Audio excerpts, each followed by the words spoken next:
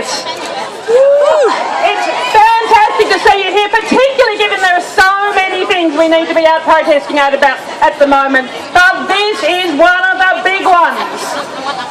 I was a university student a few years ago now. I know it was quite a long time ago because things were different then. Yes, it was the time when university was free. It should be free now. There is no reason why it shouldn't be free. After I left uni, I travelled overseas, stayed in backpacker hostels around the world, and you know, I felt proud to be an Australian. I felt that we were leading the world with our approach on Indigenous issues, human rights. We just accepted hundreds of thousands of Vietnamese refugees. As a woman, I felt I could do anything. How times have changed. And we took it for granted then that education was free. We knew that from kindergartens to postgraduate, it was the way that we were going to tackle our problems, it was the way we were going to improve people's lives. It still makes sense today. These cuts that the Abbott government is trying to foist on us truly are dumb cuts. And why? Why was it free for me that I could graduate free as a bird, and yet all of you, including my two tertiary student sons, are going to be saddled with debts that the Abbott government want to increase even more? Why? Why? Victorian universities will lose $214 million out of these cuts, and students starting on youth allowance are going to lose $170 million over 4 years. Shame! And who knows what 19th century things the Abbott government's Committee of Audit is going to recommend. Privatising your HECS debts is high on the agenda. You add to this cutbacks in TAFE, the creeping privatisation of TAFE, and how all these dodgy, poorly regulated TAFE courses. There's been a tripling in funding to private TAFE providers, where the Victorian government cut $300 million out of TAFE last year.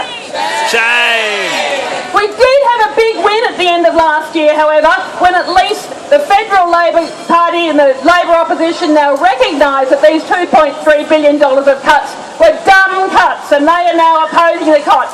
You helped achieve that. We can do more.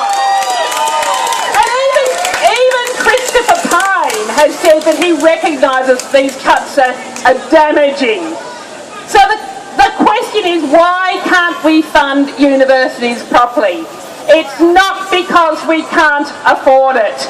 Don't let anybody tell you that. At the same time as they are cutting $2.3 billion out of university, they are giving away $14 billion in fossil fuel subsidies to the big mining companies.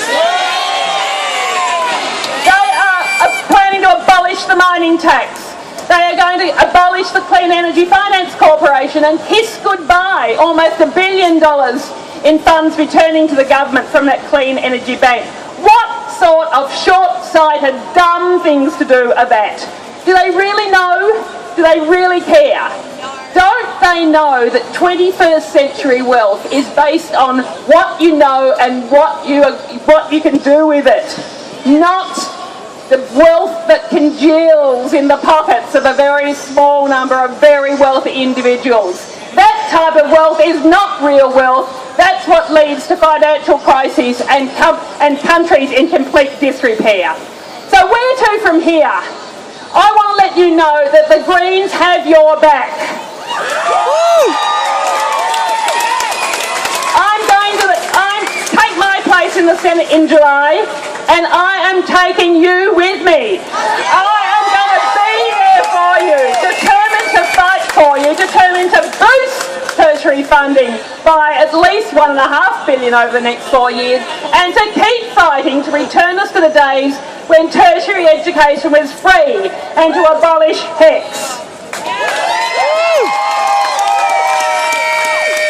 So how about you? I know that because you're here today, you are committed, you are passionate, you're going to keep on fighting. I know that you're going to keep active, so keep telling your stories, talk to your fellow students, talk to your workmates, talk to your colleagues, talk to your parents, and get them to be politically active too. Because the problem we are facing is political, the solution is going to be political. We've got to make our democracy work for us. Since I left university, I have been an activist and campaigner and rabble-rouser all those years, and I know that we suffer setbacks from time to time, and this government is one of those setbacks. But don't let it get you down, don't let it dispirit you, just get angry, get determined, and that we know that together we can turf them out in 2.5 years' time. So I really look forward to working with you on the campaign trail as we do that. Thanks very much.